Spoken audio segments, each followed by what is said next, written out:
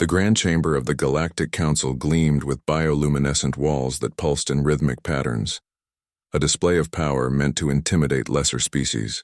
17 different alien races sat in their designated spheres, each representing civilizations that had existed for millennia, before humanity had even discovered fire. Today's session had a singular purpose: to formally induct the newest spacefaring species into the Council's tributary system. Sibyl Martinez stood at the center of the chamber, her dark hair pulled back in a simple ponytail, her Earth Force uniform pressed and pristine. She was young for such a monumental diplomatic assignment, only 32, but she had been chosen precisely because of her calm demeanor under pressure. Beside her, Richard Chen adjusted his glasses nervously, clutching a datapad that contained humanity's official response to the Council's demands. The Archon of the Orcs Prime, a crystalline being that refracted light in dazzling patterns, spoke first. Its voice resonated through translator implants directly into their minds. Species 7941, designation Humanity. You have been observed for 3 of your solar cycles since achieving faster-than-light travel. Your expansion has been noted. Richard glanced at Sibyl, who remained perfectly still, her face unreadable. The Galactic Council operates on principles established over 40,000 standard years, continued the Archon. All spacefaring civilizations contribute to the collective peace and prosperity of the galaxy. This contribution is non-negotiable. The word hung in the air like a threat.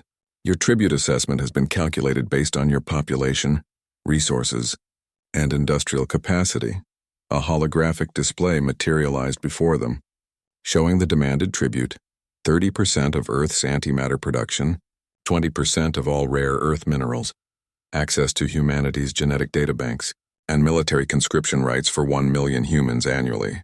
The terms would effectively reduce humanity to a vassal state, their expansion controlled, their sovereignty surrendered. You have 1 standard week to submit your acceptance, said Counselor Thoraxis, a reptilian creature whose scales shimmered with age. This is how it has always been. The strong guide the weak. The established mentor the newcomers. Resistance is inadvisable. The chamber fell silent. Every species present had once stood where Sibyl and Richard now stood. Every single one had bent the knee. The Zephronites, whose crystalline ships had once dominated entire sectors, had submitted. The Kryn Collective, masters of biological warfare, had submitted. Even the proud Thoraxian Empire, with their impregnable battle stations, had submitted. It was simply how the galaxy worked. Sibyl took a single step forward, her boots clicking against the polished floor. Richard moved to hand her the datapad containing their official response. 17 pages of carefully crafted, diplomatic language prepared by Earth's finest legal minds and politicians. She waved it away. The United Government of Earth has reviewed your generous offer, Sibyl said, her voice carrying clearly through the vast chamber.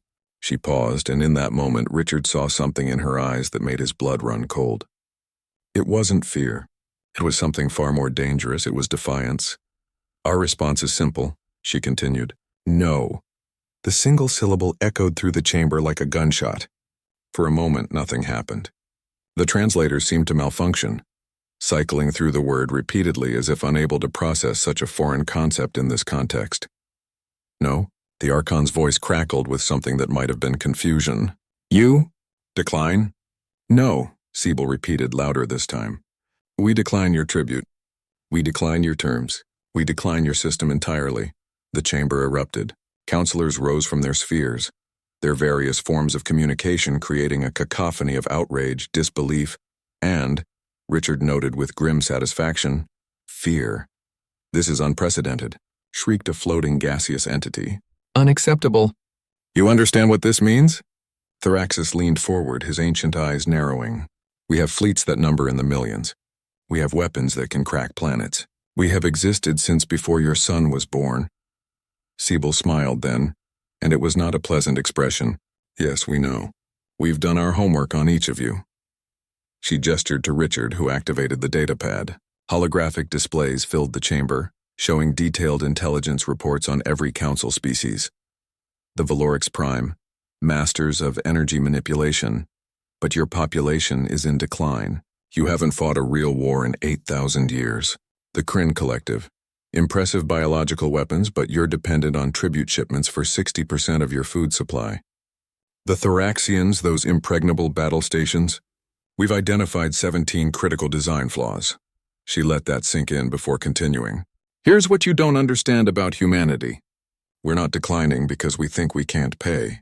We're declining because we refuse to accept a galaxy built on subjugation. Then you choose extinction, the Archon said flatly. Maybe, Siebel acknowledged.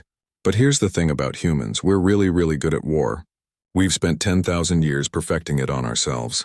Every council species reached space through cooperation and logical progression.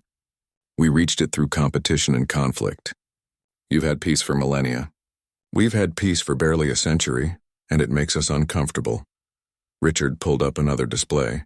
Our preliminary war simulations suggest we'd lose an extended conflict with the Council. 70% of human worlds would burn. Billions would die. He looked up, his eyes hard behind his glasses. But we'd take at least 4 of your civilizations with us completely. And the rest? You'd be so weakened that someone else would finish what we started. The chamber fell deathly silent. So here's our counteroffer, Siebel said. Humanity joins the Council as an equal partner, not a tributary. We contribute to mutual defense and scientific cooperation on our terms, and in exchange, we don't introduce the galaxy to concepts like mutually assured destruction, scorched earth tactics, and spite. This is madness, whispered Counselor Thoraxis, but there was uncertainty in his voice now. This is humanity, Siebel corrected, and that one word, no, should terrify you, because it means we'd rather burn than kneel.